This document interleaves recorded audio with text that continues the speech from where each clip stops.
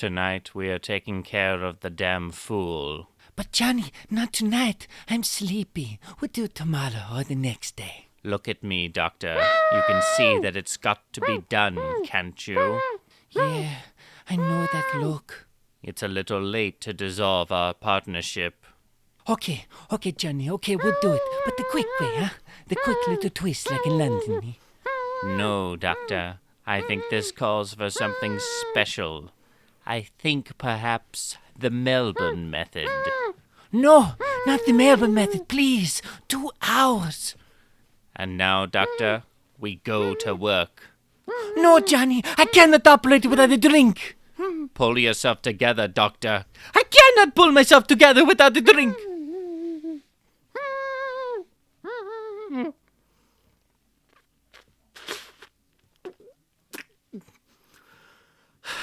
Arsenic and Old Lace is finally on Blu-ray. Normally I'm a damn fool, but I'm not quite myself today.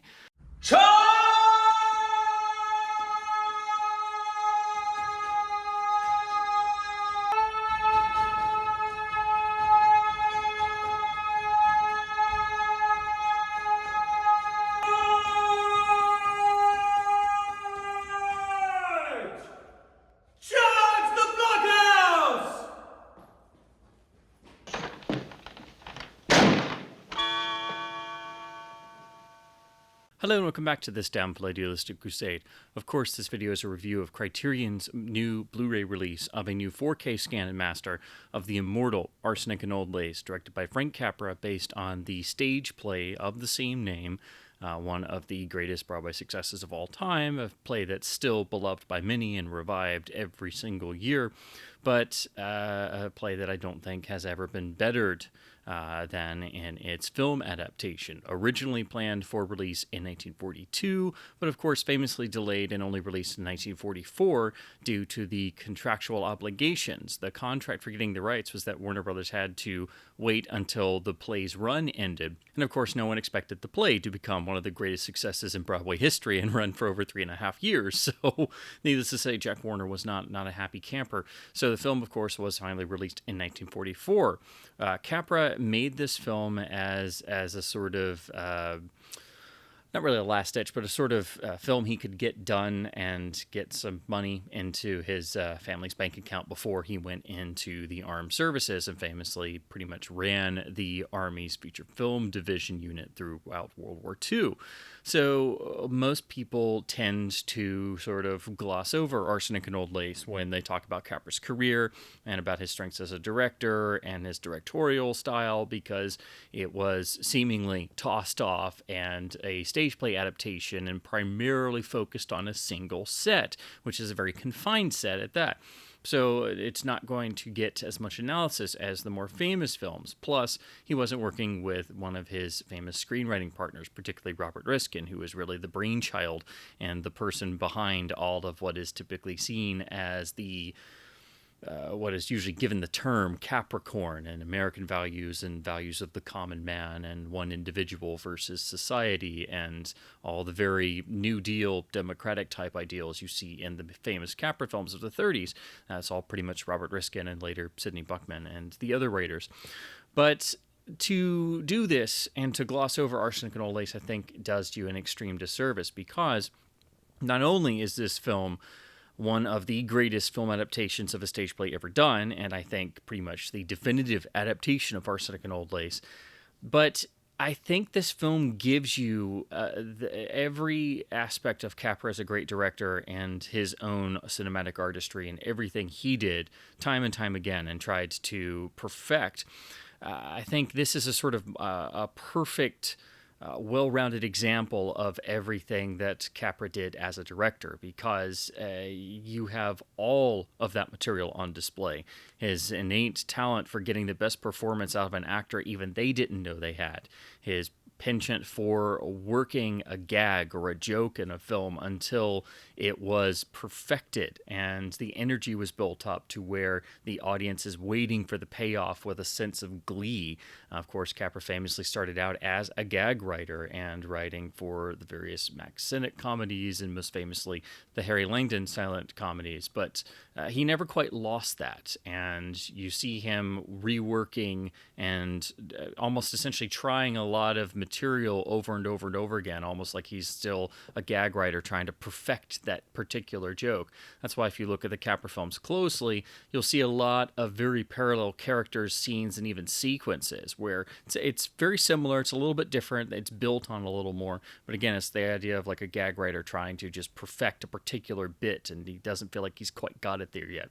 And even though the set is one particular set, the infamous house of the Brewster clan, it's one of the most vividly realized old-timey houses you'll ever see in a film because Capra brought his intensive eye to set design and detail and building a sort of world around the set for the actors to inhabit. So it's not just a house, but it's the exterior of the house. And what do they construct? A graveyard, of course. And it's not just a graveyard, but it has trees and it has falling leaves and it has set decoration for the individual tombstones, which it adds to the wonderful sort of macabre sense of the film, which makes it one of the great Halloween films. And of course, they set the film in Halloween.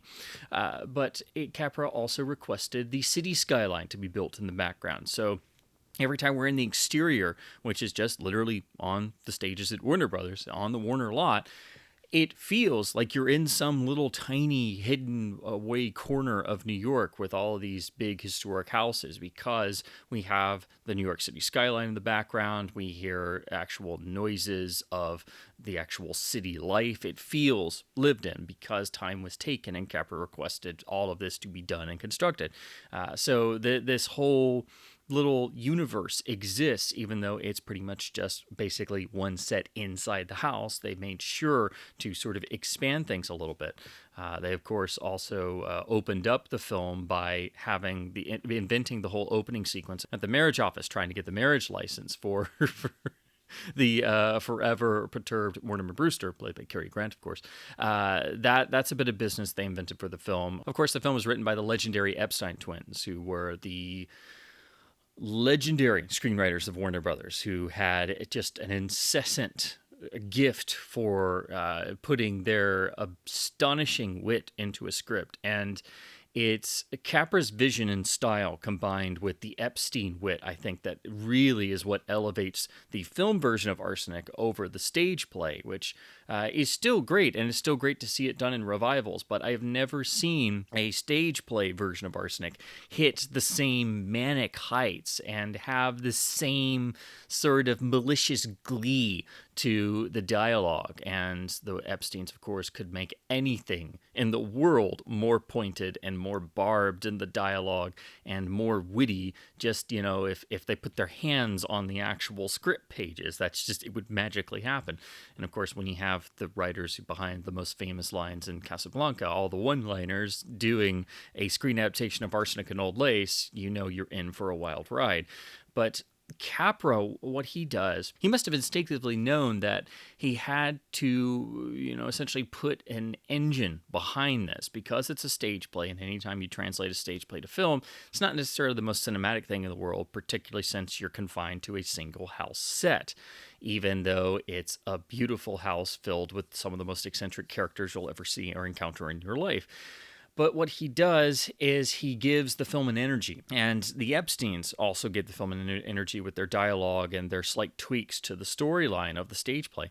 But you get the sense throughout the film, particularly in the opening, that all the characters are essentially they've been put on a track. And the entire film, the whole first half of the film, especially the first act, it's like there's a spring mechanism. And that The entire film is just winding that spring back and compressing and compressing and compressing it with all the characters in front of said spring, and you're just waiting for the point at which everything's going to snap and that spring is going to break loose, and then we're into full manic territory when Cary Grant as Mortimer Brewster completely loses it and is flying over furniture and making the iconic whinnying horse noise because he's totally beside himself and goes into full manic mode. Of course, for those unaware of the film's plot, to just explain it in the briefest of nutshells, because to spoil this story would be to spoil anyone's experience. This is one of those films and stories and plays, even if if you see the play before you see the film version. It's one of those magical, macabre, absolute one-of-a-kind experiences. And in a lot of ways, it was sort of ahead of its time, being sort of, being really a black, macabre comedy filled with a lot of gallows humor, a lot of jokes about insanity, a lot of seemingly insane characters, and a lot of normal-seeming characters who seem insane simply due to the events that happen inside the Brewster household. So essentially, we have Mortimer Brewster, played by Cary Grant, who is finally going to tie the knot with the love of his life, Elaine Harper, played by the incredible Priscilla Lane, who I don't know if she was ever more adorable in another film than she is here, even though she has a more minor role. But they essentially are finally going to tie the knot, and Mortimer goes home to his wonderful aunts, played by Josephine Hull and Gina Dare, from the stage play. They were borrowed from the stage play to reprise their roles. But he goes home to tell them the great news, and we are introduced to the eccentricities of these two wonderful old ladies and how this sort of house dynamic works in this extremely wonderfully macabre, interesting house they live in, filled with all these antiquities, so it feels like you've stepped into another time period. But of course, you can tell from the get-go the Brewster sisters themselves are not exactly normal people, and then you meet the other member of the household who just happens to believe that he is Teddy Roosevelt. So we are introduced to Teddy Brewster, played by John Alexander, who again reprises his role from the stage play. So you have three of the main leads from the stage play that they were able to borrow for the film. And he is just a lovable, eccentric character, and they just let him go on believing that he's Teddy Roosevelt because he's so happy being Teddy. And, if they tried to keep him from being Teddy, then he just wouldn't be anybody. It's that sort of wonderful, inherent, you can't make this stuff up type of insanity that immediately lets the audience know what you're in for. And of course, the film opens with that lovely title card, "After this point, you're on your own." But the problem arises, of course. What keeps Mortimer and Elaine from going to Niagara Falls on their honeymoon is Mortimer discovers his aunts have a particular new hobby. Something they do is one of their very helpful charities for the local people. They do all kinds of charity work, and we got this wonderful large inheritance from previous Brewsters, so they're set for life, and so they love doing charity work.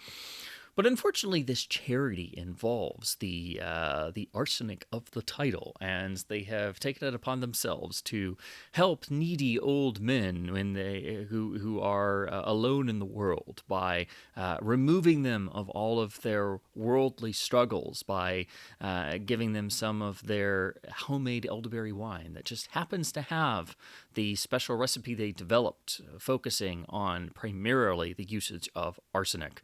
And so they then send these dearly departed, or I should say newly departed souls who are now at peace in the world and don't have to live with the struggles of being a lonely old man without a person in the world to care about him. And they began to accumulate these lonely old men as part of this charity. And it is Mortimer's discovery of this factor that sends him into an absolute panic for the rest of the film. And of course, if that were not enough, the other brother of the Brewster family, Mortimer's brother Jonathan, just so happens to decide this is the time at which he is going to pay a call on his old home, where as a child he terrorized everyone because he has now grown up to become a homicidal maniac on the run from the police. He is, of course, accompanied by his plastic surgeon doctor friend, Dr. Einstein. And this duo is really just an incredible. They're a film in and of themselves. They're so fascinating. But Jonathan in the film is played by Raymond Massey with some really interesting makeup. Now, the big trivia about the film is, of course, Boris Karloff famously played the role on stage. It's what brought him back to the stage, and it was really the notion that Jonathan had been given plastic surgery and accidentally wound up resembling Boris Karloff that gave him never-ending consternation, and he wanted to kill everyone who said he looked like Karloff. So the joke is, of course, getting Karloff to play this part and poke fun at his own screen image, and that's what got him interested in agreeing to do the play in the first place. Of course, most everybody bemoans the fact that Karloff did not get to play Jonathan in the film, and Karloff regretted that terribly, but the deal was, they could have the other lead actors, but they couldn't have Karloff because otherwise the play wouldn't have marquee value and would have to basically shut down until the film finished shooting. So it is unfortunate we didn't get to see Karloff play his famous stage role in a film version, but I do really like what Massey does with the role, and I like how Capra directs him, and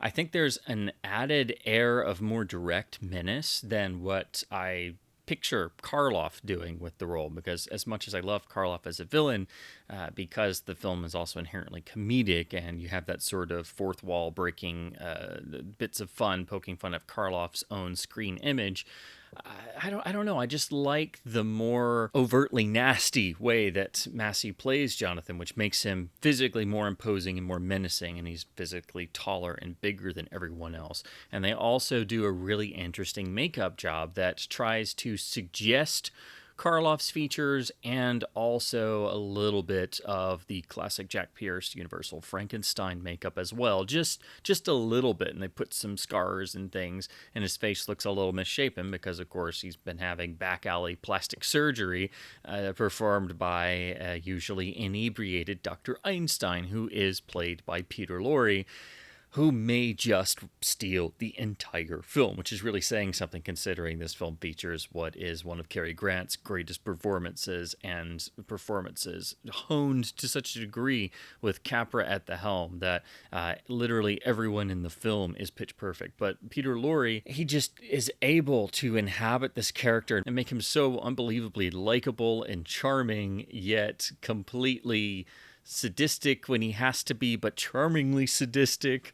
You just absolutely love this character, even though he is this drunkard plastic surgeon, disgraced doctor who may not even be a doctor, who is tagging along with this homicidal maniac as they leave a trail of bodies across the world. And now Jonathan has chosen to hide out at his childhood home, where he used to love to torture his aunts and his brother Mortimer with all kinds of hideous things, especially for a child to do.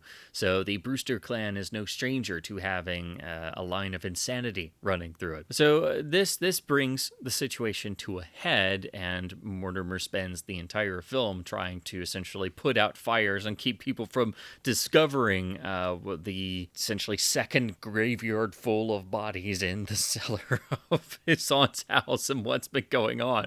And he himself, along with other characters, start to look insane as well. So this is a film that has to have an energy to it. And that's why I refer to it. It's literally, it feels like there's a spring being coiled.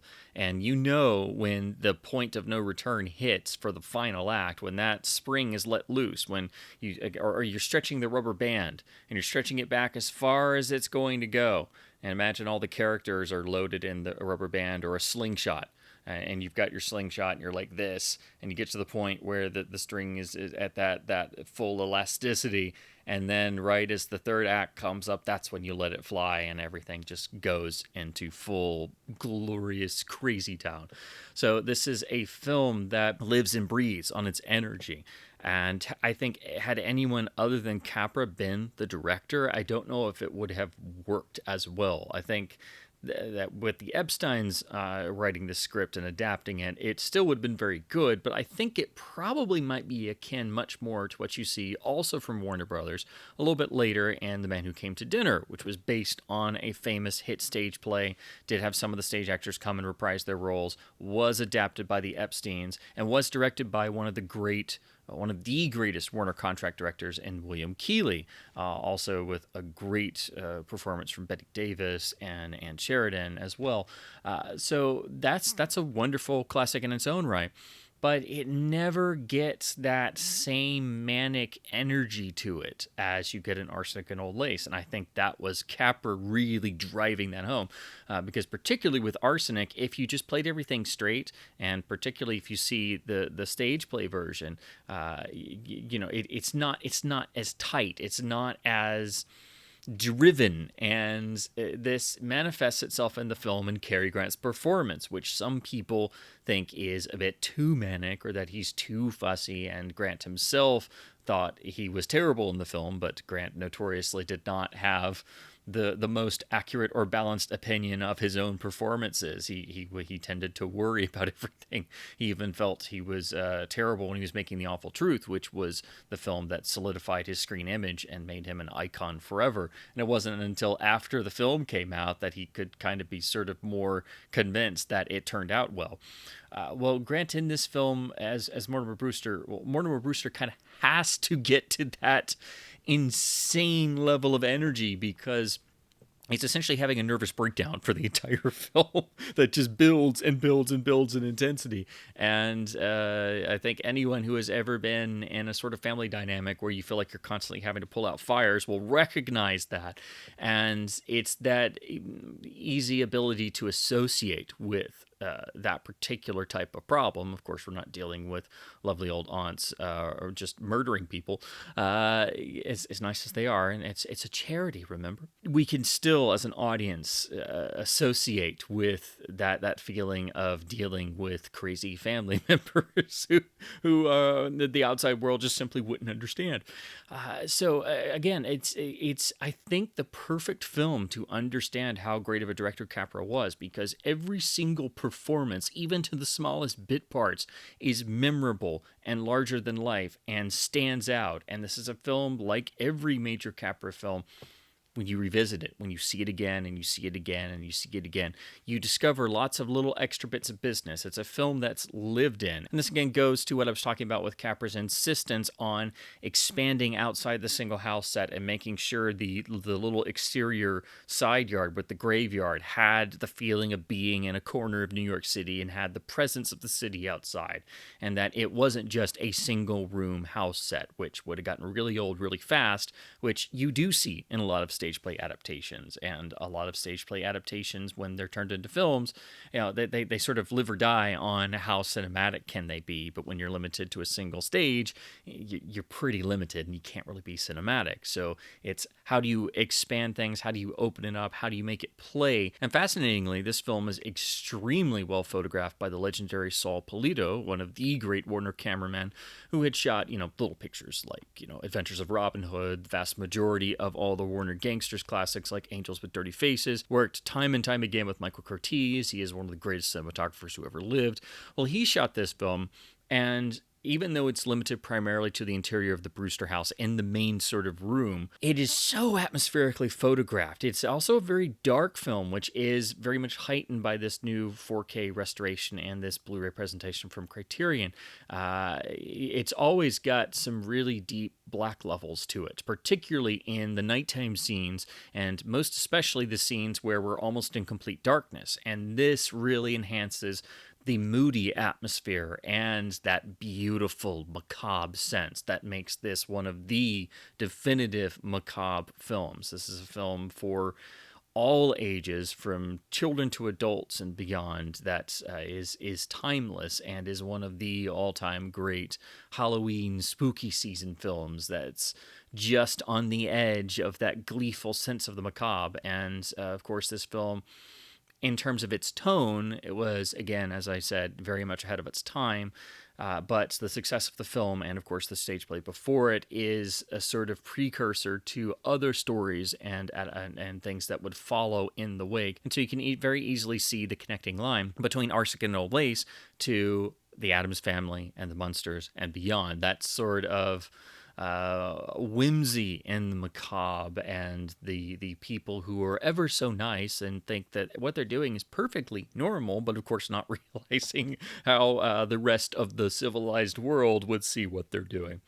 The film is also loaded with many familiar faces and character actors, and most especially a lot of Capra regulars, because of course Capra would recast people that he liked working with and knew their sort of sensibilities in roles time and time again. Sometimes a little bit different, sometimes mirrored, but you'll see the same faces pop up. So here there's even the great Jack Carson, but in terms of Capra regulars, you also have James Gleason, who had just been in Capra's previous picture, Meet John Doe, which this film was sort of bouncing back from that film's negative reception, and that is a very underrated film. That is Capra's most prescient film, the last film he really made with Robert Riskin, and that film really deserves to be rediscovered.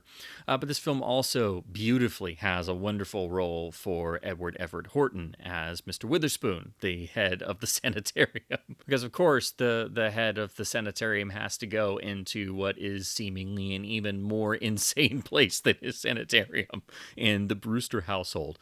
So there's wonderful little bits of business given to all the supporting players. It's a beautifully well-rounded cast that, as Capra would always insist, it's the old, well, essentially goes back to the old adage of there are no small parts, only small actors. And every actor or actress in a Capra film, even to the smallest extra, is memorable and it gives an incredible performance. That's another sort of touchstone of Capra's filmography. So again, if you were to look at a whole bunch of Capra films and then you look at Arsenic and Old Lace, every single facet and aspect is there of all the strengths of his filmography. So I think it's a real shame that so many people tend to sort of gloss over it as this is a commercial picture. Oh, he did this right before going into the war so he could make his family some money to live off of. Or this was just tossed off, that the last little quickie before the war, and then it got shelved for 3 years. So, it's a fun classic, but they don't look at it seriously. But when you look at it, it has every single element of all the classic Capra pictures in here, even though it's not an original story or not something that Robert Riskin spearheaded or Sidney Buckman, for example. That's what I really get out of it coming back to it. It's not just that it's a classic film. It's not just that Cary Grant is absolutely iconic in every frame of this film and reaches a height of manic intensity that I don't think is really equaled in all of classic Hollywood and has to be seen to be believed. But it has every single aspect of Capra's genius.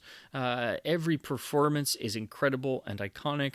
The photography is really inspired and well done and makes the house feel like a real place and even spooky and mysterious in all the right ways at the correct times. It's amazing how much they get out of this one set, and it feels like a real place. We go into the kitchen a little bit. Sometimes we peek down into the cellar a little bit. Sometimes we go up a little bit onto the staircase. Of course, the stairs feature what is probably the most iconic thing in the film, which is every time Teddy Brewster decides he has to go upstairs, he has to charge up the stairs as Teddy Roosevelt, which is the thing I think everyone remembers also from the stage play. Also, another bit of Capra business, if you notice, he actually borrows something. The thing I mentioned before about Capra always seeming to be like a never-ending gag writer, always trying to perfect a certain gag.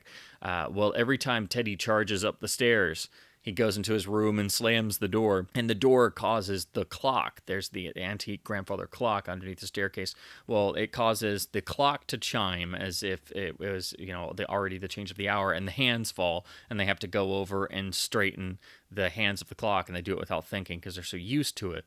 And then eventually, we don't even need to see that. We just hear the chime, or we know when he slams the door, it's going to set the clock off, and it's just yet another bit of random manic intensity and weirdness in this house that it's a delight every time it happens, and it becomes a sort of shorthand.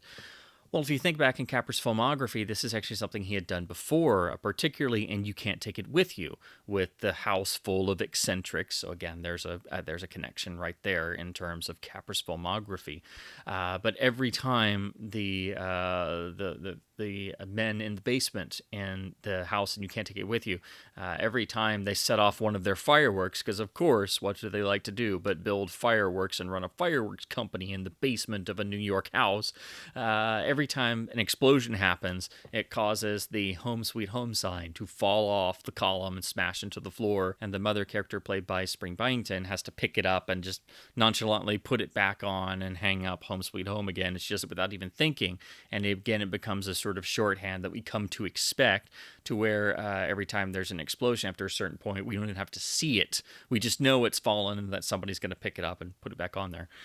So you see Capra repeating and building on little bits of business like that time and time and time again throughout his filmography. And again, I should always think it's like a gag writer always trying to perfect a joke and doing it in different modulations over the years in various acts and things. So his fingerprints are all over this film. And that's why I think it's so crucial to study.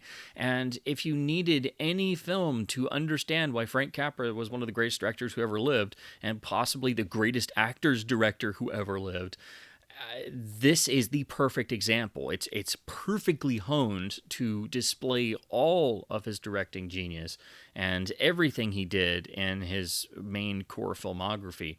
But the difference here, and what makes it more obvious, is that it's not a Robert Riskin screenplay. It's not the quote-unquote traditional Capricorn that people think of. It's a stage play adaptation, a hit stage play adaptation designed to bolster Capra's career as he's going into the war. So it's a bit of an outlier. And so that makes all the Capra touches and flourishes and things he liked to do much more apparent and obvious when you compare it and you watch it with the other films, particularly if you watch his filmography in release and production order. So if you watch the iconic 30s films and then you watch Meet John Doe, which is, again, his most prescient film and incredibly undervalued and extremely dark. It is the darkest film he ever made. And then you immediately go into Arsenic and Old Lace, and it's just like a complete breath of fresh air. But then you get to see all of the eccentric characters. And again, it does have quite a deal of You Can't Take It With You in there in terms of the feeling inside the Brewster household.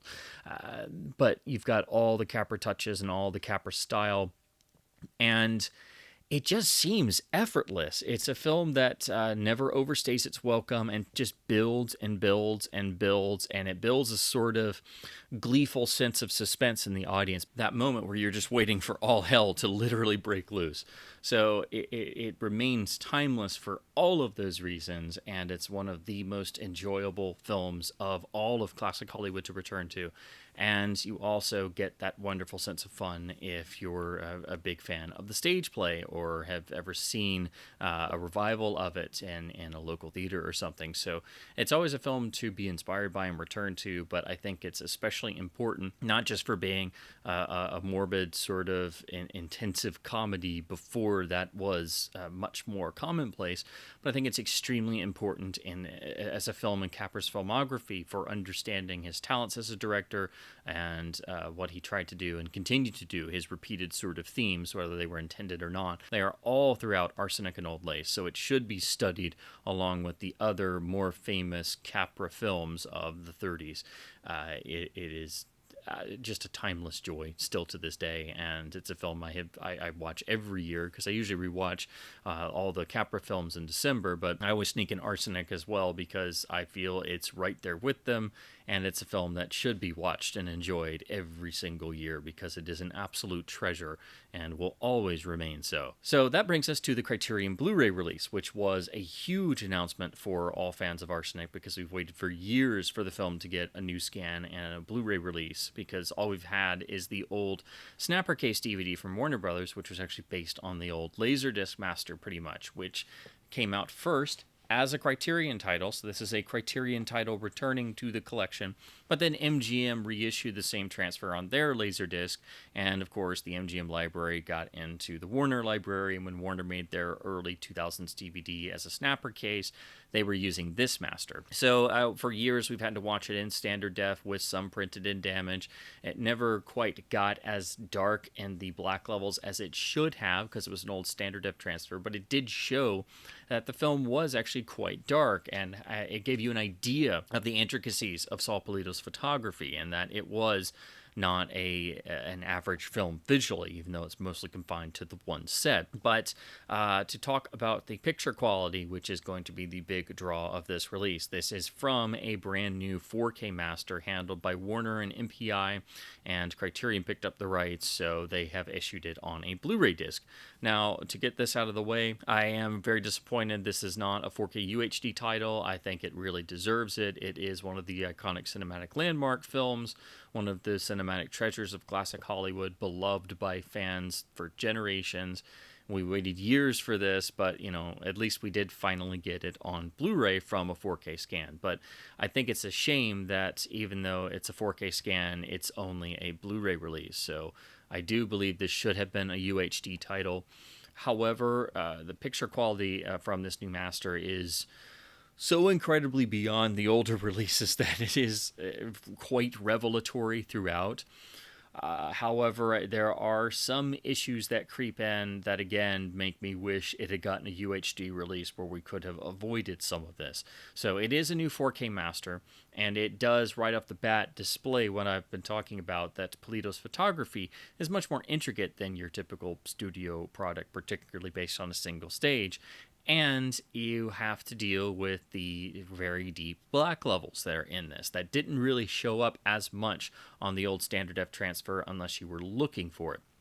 So a lot of people have said that the black levels are a bit overwhelming and maybe there's a bit of black crush here and there. That might be true, but I think it makes the inherent black levels of the photography stand out a lot more. So you'll notice that this seems like it goes off into darkness quite a lot more than what you're used to on the old standard def masters. But that's because the old masters couldn't really resolve this as much. However, it does seem like it may be a bit too dark in terms of the transfer. This is not helped by the fact that the encoding of this disc is quite poor, which is really infuriating because we've waited so long for this and it didn't get a UHD. And had it gotten a UHD, I think we could have avoided these issues because it would have been done like Criterion's other UHDs with good encoding, and we could have gotten a Dolby Vision HDR grade, which really would have helped the nuances of the grayscale and the black levels, which this film really needs. So this is a film that I think does need a revisit in the 4K realm with a Dolby Vision grade for sure. But the encoding of this disc is by the usual people behind Criterion's sloppy encoding, which is Pixelogic Media, but they have encoded this disc. It's relatively fine, and most people aren't going to notice these issues, but it does have quite a bit of macro blocking that is visible and does appear in the transfer at various intervals. It is very visible when you look at it closely, or if you pause in the feature and you go back and you look through and you just pause on some individual moments.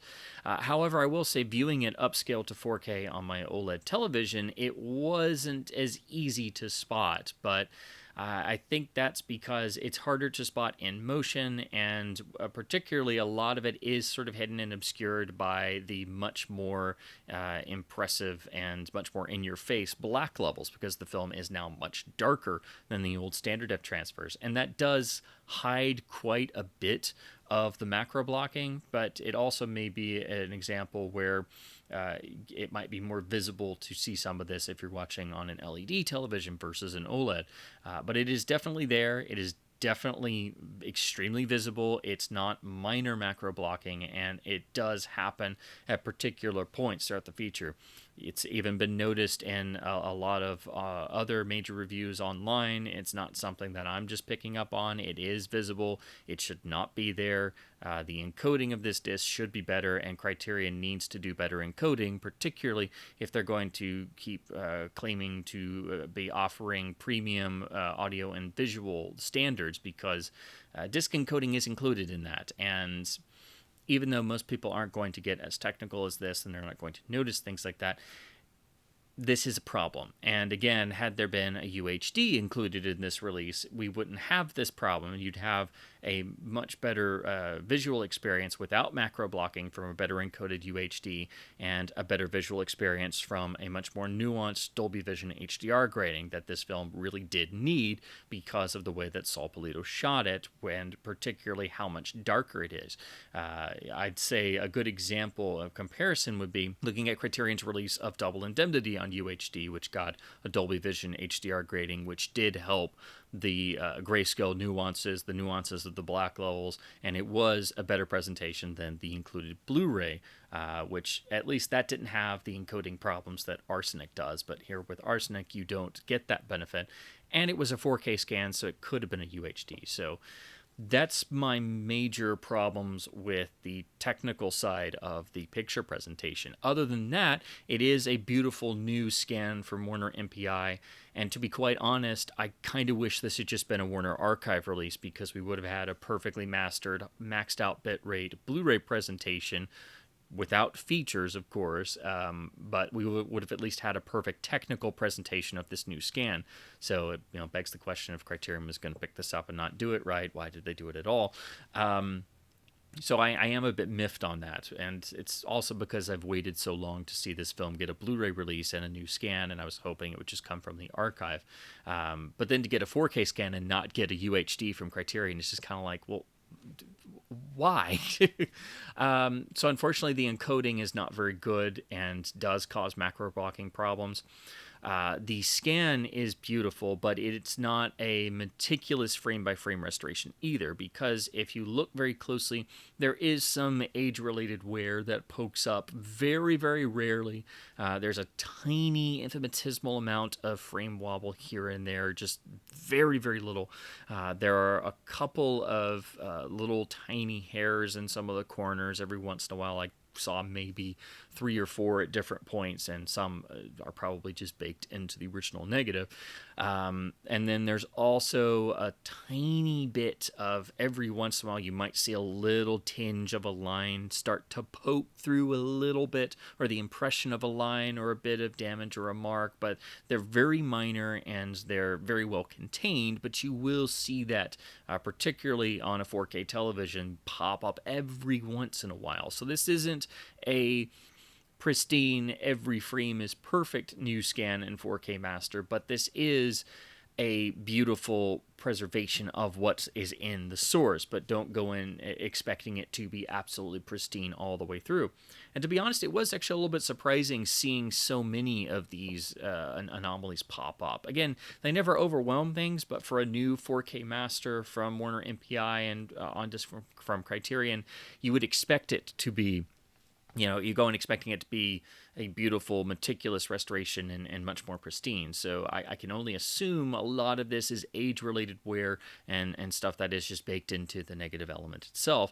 But it was a bit surprising seeing those things pop up as much as they did. I also noticed a couple scratches and also 1 or 2 spots of very, very small, but where there's a missing frame or two. So for eagle-eyed viewers or people who watch a lot of classic films and restorations and scans, this will be unfortunately pretty commonplace. You'll be expecting to see occasionally a little thing like that here and there, but I didn't expect so much to start to kind of pile up in this new Arsenic and Old Lace master. So you will have to deal with the occasional speck, occasional scratch, occasional hair, occasional little tiny bit of a line or a bit of frame wobble, and then unfortunately at least 1 or 2 spots where there is just a missing frame or two. Again, nothing very bad or very major, but it all seems to be pretty much inherent to the source they were working from. But otherwise, this is a revelatory picture presentation that means you can totally retire the old standard def master on DVD and Laserdisc. They could now be just a part of your past collection or just a display piece, because even with the issues and the unfortunate encoding problems and the fact we didn't get a UHD, this is still the now a new home video definitive standard version of Arsenic and Old Lace that has been long overdue. I just really wish we could have had proper encoding, but unfortunately that's a problem that continues with Criterion releases, and this is the most glaring example in a long while, and unfortunately is rather frustrating, and it does slightly mar, well, it does definitely mar the picture quality of this release, which is otherwise stunning, but I think all of this could have been avoided had the film been given a 4K UHD with a Dolby Vision grading. Now, the audio has been restored as well and is available in lossless mono, and honestly, to talk about the audio quality, I do think this is a significant improvement over the old releases. I did a lot of comparisons to what I usually watch, which of course is the Criterion Laserdisc. And the Laserdisc and the DVD is the same master that we've had for years. And they have gone through, and it seems like the usual Warner Archive type work, and also what Criterion's been doing with improving mono tracks by doing proper restoration work, but without going too crazy into noise reduction. They usually do a little bit, unfortunately.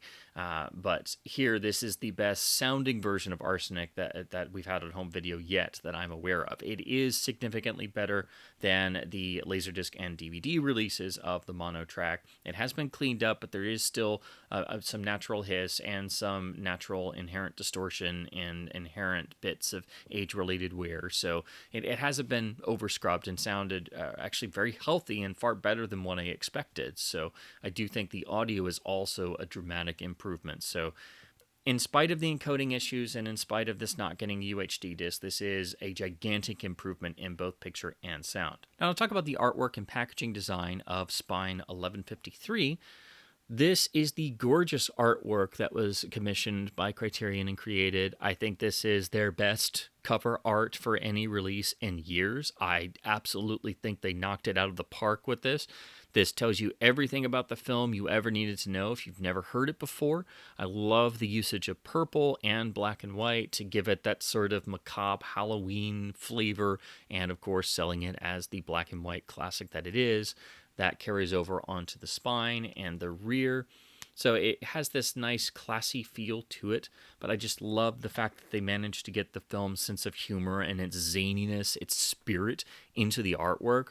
I think this is an absolutely sublime piece of cover art design, and I think this is the best aspect of the new release in terms of the specific stuff that Criterion did. I think the artwork really knocks it out of the park. Now, you open the case to find they have used the singular image of Cary Grant, which graced the Laserdisc, so we have a nice bit of connection to the original Criterion release. Then the interior is just the, I mean, I don't hate to say it because it is plain, but it's very plain. It's just a purple tinted still from the film of the main cast of characters in the Brewster household. And we, of course, have the standard Blu-ray. And we have the booklet, which has a lovely David Cairns essay. Of course, this is Criterion, so it is their sort of infamous fold-out booklet. It's a great essay, and we're all used to these, but I still wish Criterion would just go with a bound booklet by this point.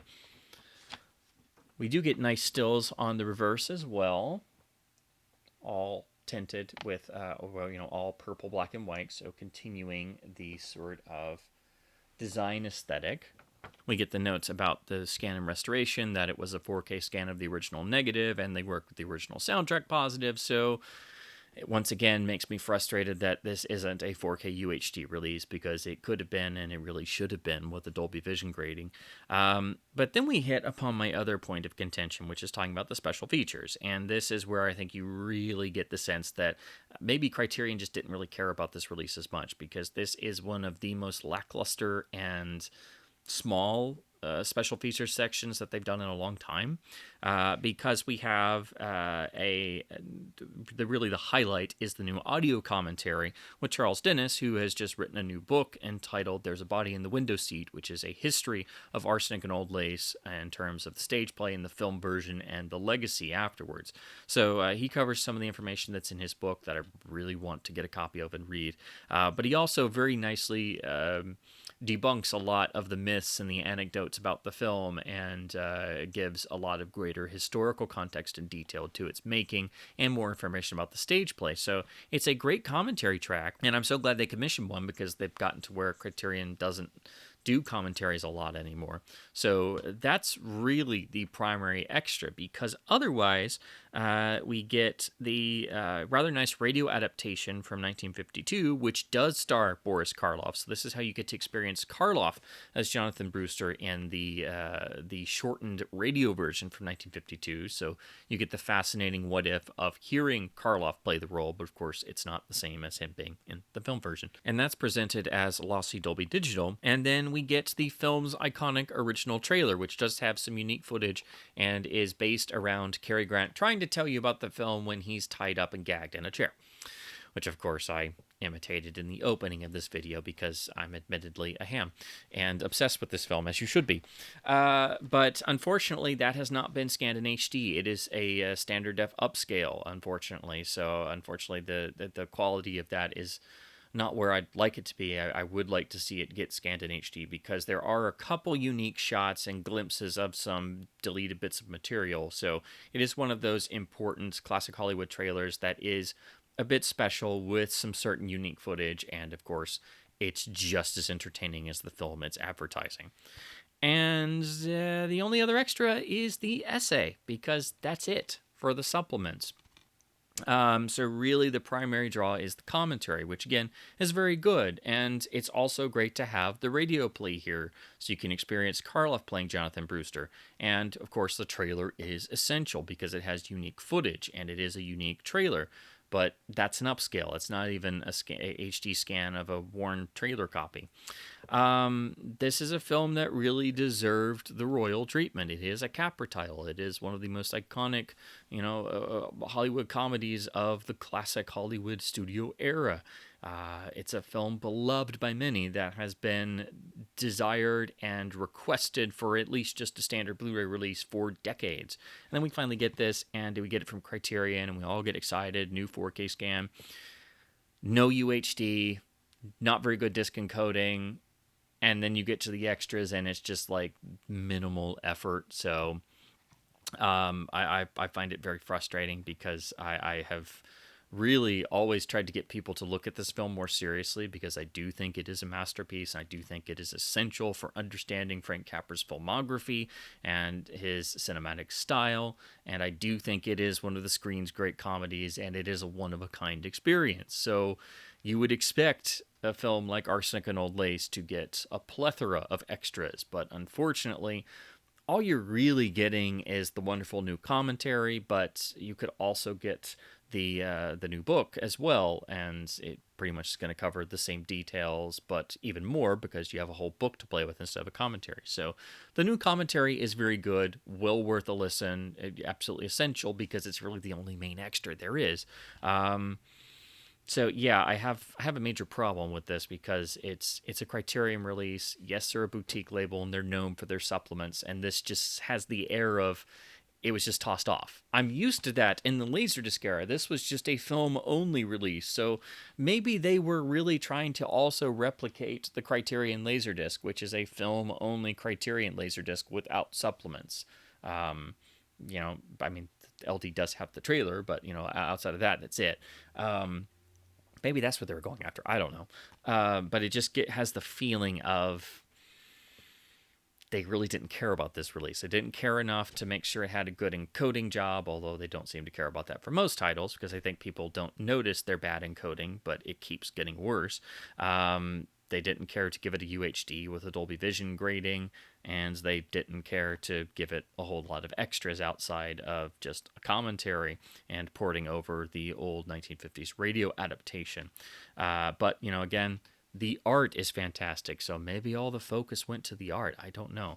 But unfortunately, the artwork being so beautiful and fantastic doesn't make up for the lack of a lot of extras, the poor disc encoding, and the fact that we didn't get a UHD with Dolby Vision grading. So those are my thoughts on the Criterion Blu-ray release of the 1944, but actually shot in 1941, masterpiece, Arsenic and Old Lace, directed by Frank Capra, based on the stage play of the same name, starring Cary Grant. from Warner Brothers in a beautiful new 4K scan.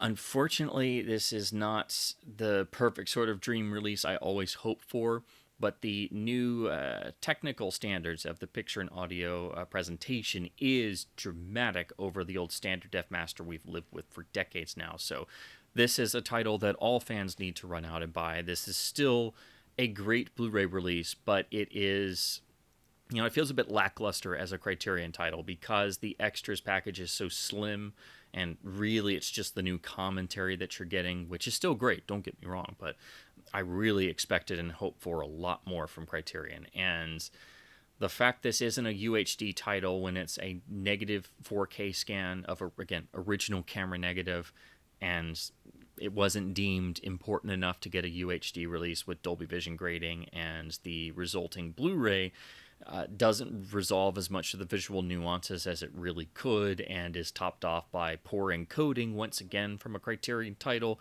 And this is probably my most infuriating Criterion poor encoding example yet, especially because it's on Arsenic and Old Lace.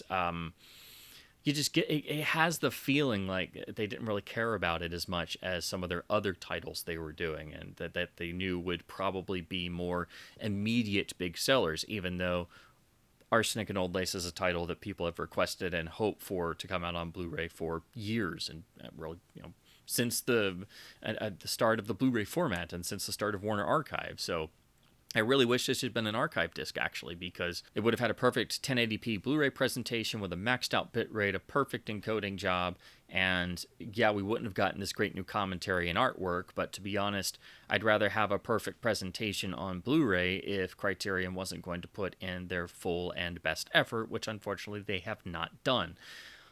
All that being said, this is still a must-own upgrade Blu-ray title. It is a must-own Criterion title because it is one of the greatest films ever made and one of the greatest comedies ever made, and one of the masterpieces of Frank Capra's filmography that should be viewed in the same sort of classic iconic status as the amazing immortal 1930s Capra films.